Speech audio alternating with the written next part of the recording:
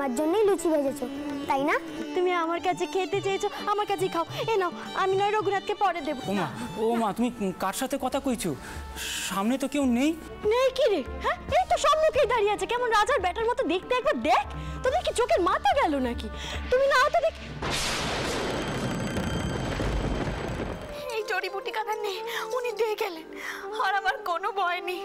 রাখ রাখ বলছি, এবার আমার কুমারী একদিনই সুস্থ হয়ে উঠবে। শোন, এই জড়িবুটি বেটে কুমারীর কপালে প্রলেপ লাগাবি, কেমন? আর আর কাউকে এখন কিছুটি বলিস নি। এসবই রঘুবীরের লীলে, এবার সকলে দেখতে পাবে রঘুবীরের মহিমে। সে কখন বুদ্ধি দেয়া জড়িবুটি প্রলেপ বেটে বের কপালে লাগানো হয়েছে। একটু তো ভালো হচ্ছে রে, অবস্থার ভালো হতে তো কিচ্ছুটি দেখছি রে। আর কি কিছু হবে রে যোগী? মনে হচ্ছে রে। আরে সব সময় কি অলৌকিক কাণ্ড ঘটে? দেখ দেখ, দেহ তো একেবারে ঠান্ডা হয়ে গেছে গো বড় গিন্নি। তাহলে কি মেয়েটা কথা বলিস না সরোজ, চন্দ্রকে ডাক, কবিরাজ মশাই আসুক, নারী দেখে কি অবস্থা সেটা বলো। ফুল ঠাকুমা, আমি আর অপেক্ষা করতে পারছি না।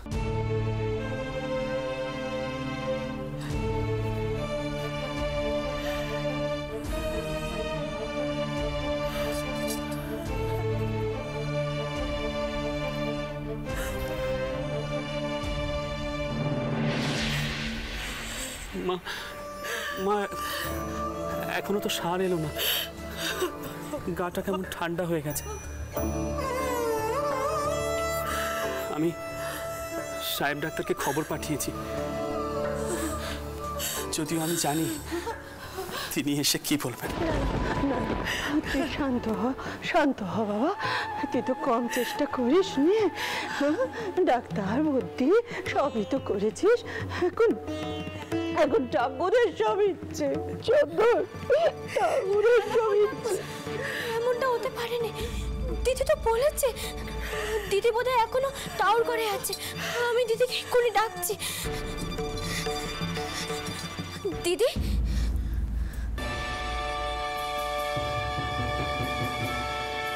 ছোট বাবা, পৃথিবীর তাপ এখন আর কি হবে? সময় তো শেষ হয়ে গেল। কুমারীকে আমরা ধরে রাখতে পারলো রে মা, পারলো রে। কিচ্ছুটি শেষ হয়নি মা, এখনই সব কিছু ঠিক হয়ে যাবে।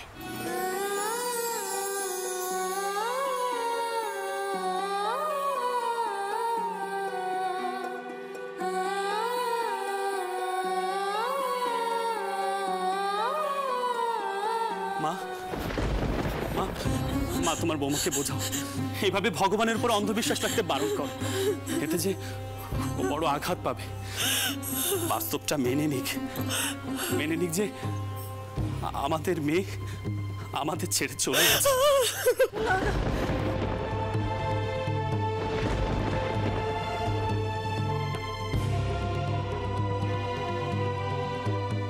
জয় রঘুবীর। আমার আছো রঘুবীর তুমি, জয় রঘুবীর। আর কেউ নেই আমার মন ভুল করেছে নে, চোখ খোলো মা।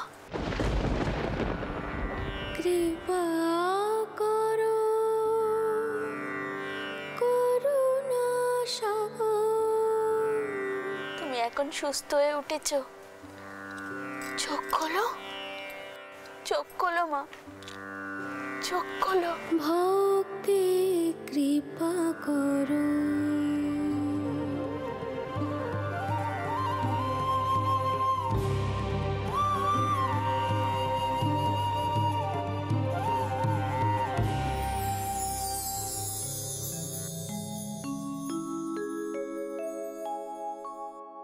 মা, আমি কোথায় মা?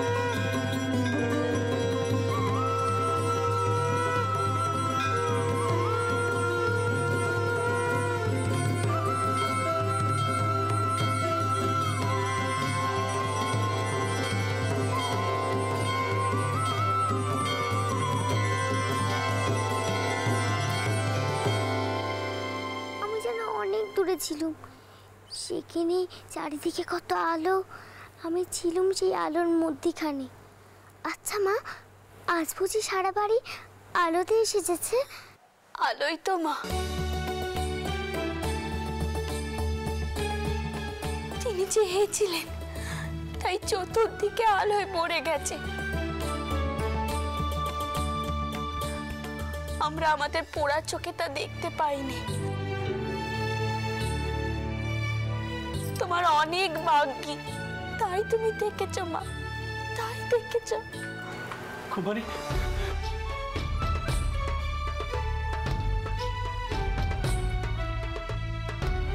কুমারী, মা আমার। বাবা, কি হয়েছে? তুমি কাঁদছো কেন? তোমরা সবাই কাঁদছো কেন? আমায় কেউ কিছু বলছো না কেন? কি হয়েছে? আমি বলেছিলাম নি রঘুবীর এত নিষ্ঠুর হতে পারেননি।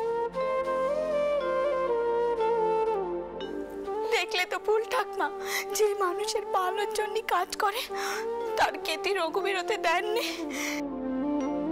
এবার সত্যি মহামারী বন্ধ হবে।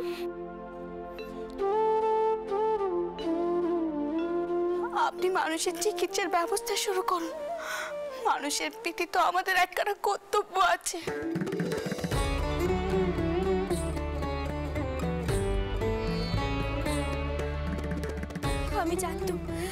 আমি জানতাম দিদির আশ্বাস কখনো মিথ্যে হতে পারেনি।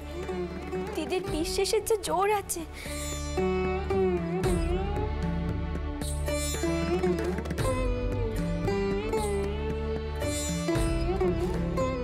ছোট বৌমা,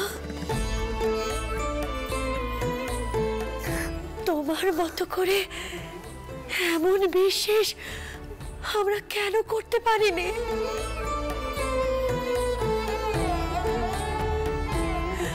যখন চারদিকে অন্ধকার দেখি, তোমার মতো করে তার ভেতর থেকে আলো কেন দেখতে পারিনি আমরা?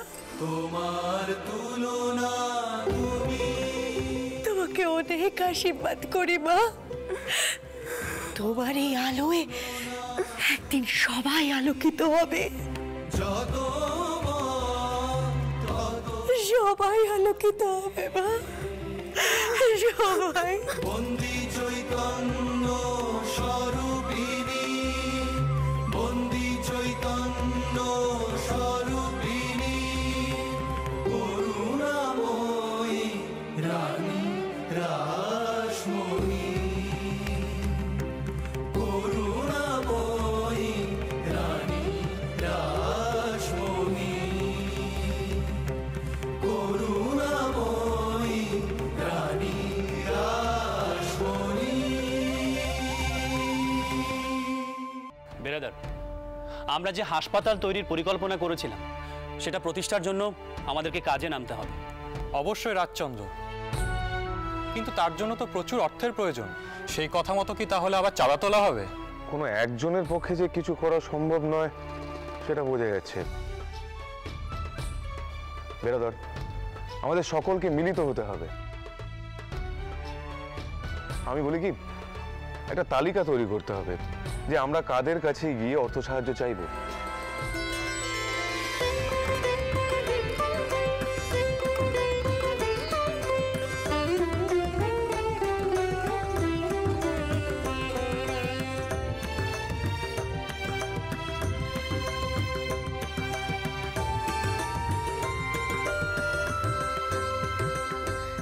শুনছেন? আপনি ওনাদের বলুন হাসপাতাল তৈরির জন্য আমরা আমাদের তহবিল থেকে মোটা রকম অর্থ দেব। ব্যাস, তাহলে তো আর কোনো চিন্তার কারণই নেই। লক্ষ্মীর ভান্ডার একেবারে খুলে দেওয়া হয়েছে।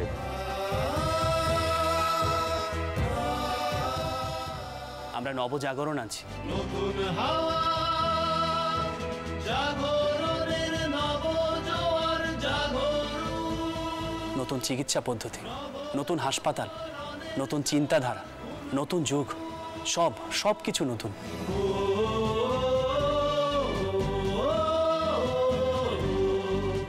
নতুন আলোয় এই সমাজের সব অন্ধকার কেটে যাবে।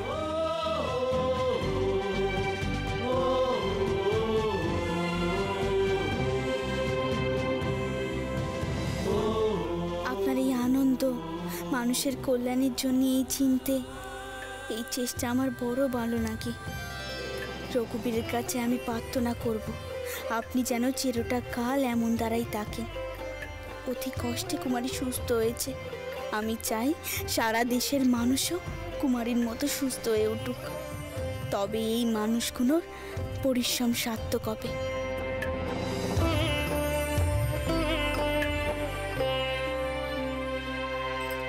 দেখি তো মা, হা করো। এখন কেমন লাগছে? শরীরে আর কোনো কষ্ট নেই তো? না মা, আমার যে অসুখ করেছে মনেই হচ্ছে না। তুমি তো এখন একদম সুস্থ হয়ে গেছো, আর কোনো ভয় নেই। দিদি, মেয়েকে খুব সোয়াগ করা হচ্ছে, তাই না? নাও ধর। জানিস তো সরোজ, এইবার আমি সত্যি খুব ভয় পেয়ে গেছিলাম।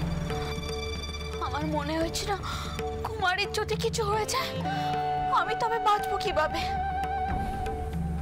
ঠাউরের দয়ে তো শেষ পর্যন্ত কুমারী একদম সুস্থ হয়ে গেছে।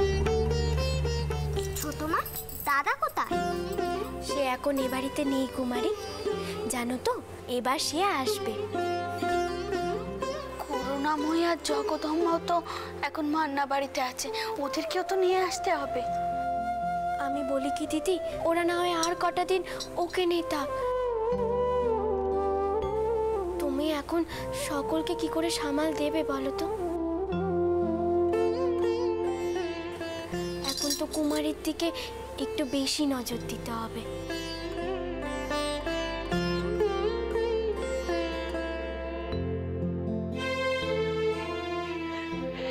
ও বউ, আমি আর যুগি কইছিলুম একটা বড় করে পুজো দিলে হয় না?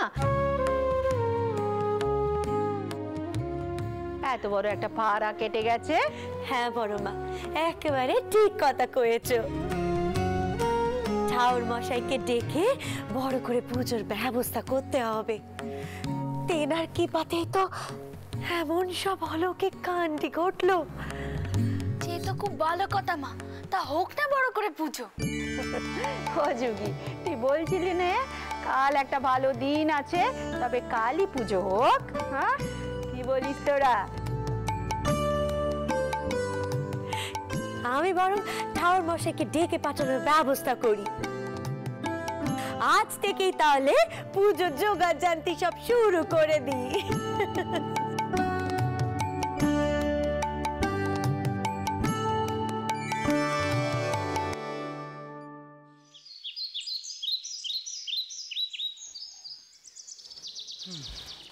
ও শোনো, আমি ভাবছিলুম ওই শিপুরের দিকে যখন নিত্য পূজা সারতে যাচ্ছি, তখন ওই শিপুরের 4 ঘরের পুজোটা একেবারে সেরেই আসি, তাহলে আর এতটা পথ দুবার যাতায়াত করতে হয় না।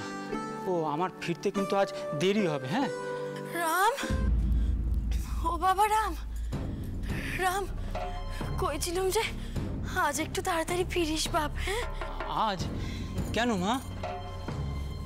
জানি না বাপ, তবে আজ সকাল থেকে মনটা কেমন খুব ডাকছে।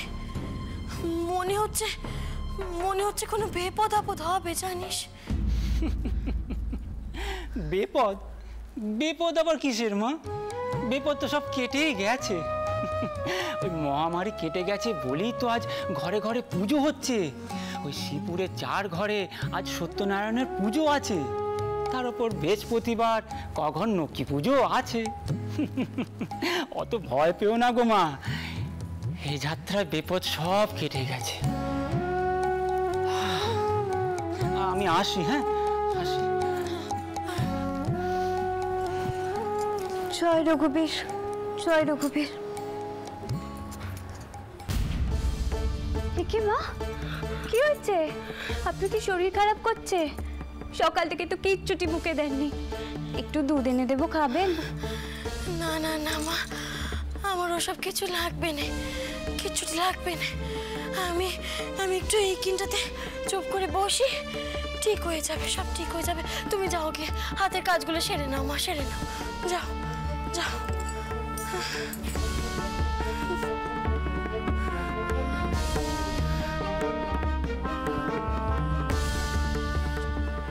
জানি না কেন আজ সকাল থেকে আমার আমার বুকের ভেতরটা কেমন ভয় কাঁপছে। স্বয়ং কদাধর যখন আসছেন তখন আমার কিসের ভয়?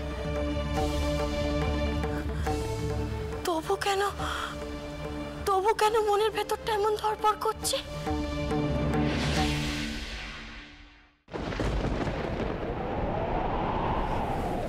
ও বাবা গো বাবা, কি ঝড় উঠলো গো!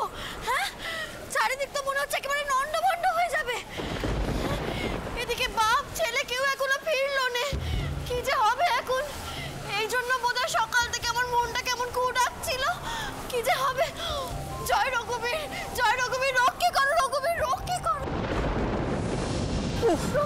কি ঝড় রে বাবা, ঝড়ে সব গাছপালা পড়ে যাচ্ছে, ঘরের চাল উড়ে যাচ্ছে। কি করে যে বাড়ি ফিরলাম মা? ও রামেশ্বর, রামেশ্বর বাবা, পথে তোর বাপ দাদা কাউকে দেখলি? তারা যে এখনো ফেরেনি বাপ। সে কি দাদা এই ঝড়ের মধ্যে ফিরবে কেমন করে? দাদা তো সেই শ্রীপুরে গেছেন। কি হবে মা, পথে যদি কোনো বিপদ আপদ হয়? বাবা বাবা, তুমি শাক বাজাও, যাও গে শাক বাজাও, বাবা শাক বাজাও, রক্ষে করো ঠাকুর।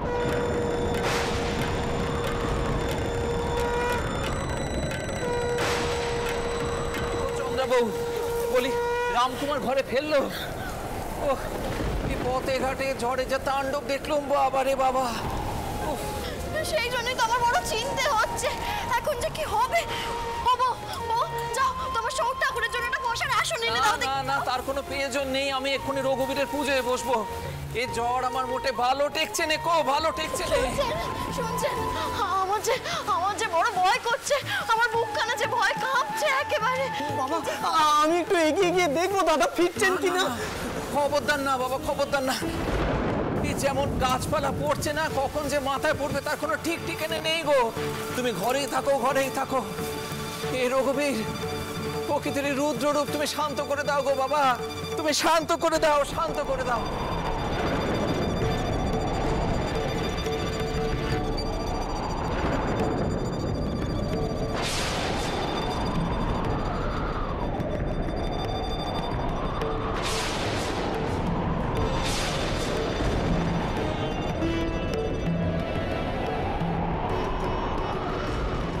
দিদি, কি দুর্যোগ শুরু হলো গো, আমার যে খুব ভয় করছে। আরে তোর বোনটা ওটা ওরকো দুজনেই তো বাড়ির বাইরে, কেউ তো বাড়িতে নেই, চিনতে তো হবে। কি তাণ্ডব লীলা শুরু হলো, বাড়িতে একটাও বেটা ছেলে নেই, কোনো বিপদ আপদ হবে না তো? তুমি অত চিন্তা করো নে, টিনার সাথে সন্তান আছেন আর চাউরপুর সাথে নিশ্চয়ই নেটেলরা আছেন। টিনারা কি করবে বলে দেখি রে? এই ঝড়ে যদি কোনো গাছ টাছ পড়ে গিয়ে থাকে তবে কি হবে? প্রথমে মহামারী, তারপরে এই তাণ্ডব, কি যে হচ্ছে কিছু বুঝতে পারছি না। এটাও হে জনার্দন, রক্ষে করো, রক্ষে করো, রক্ষে করো। ছোট বৌমা, তুমি নখ কাটানোর ব্যবস্থা করো, নখ গিয়ে বাইরের ছেলেদের খবর নিয়ে আসুক। এই ঝড়ের মধ্যে বাড়ির ছেলেরা কোথায় আছে, কি করছে কে জানে।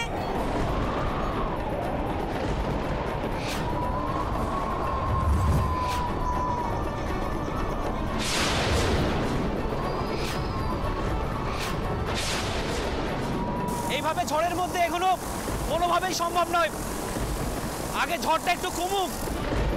আপনি ঠিকই বলেছেন ছোট কর্তা।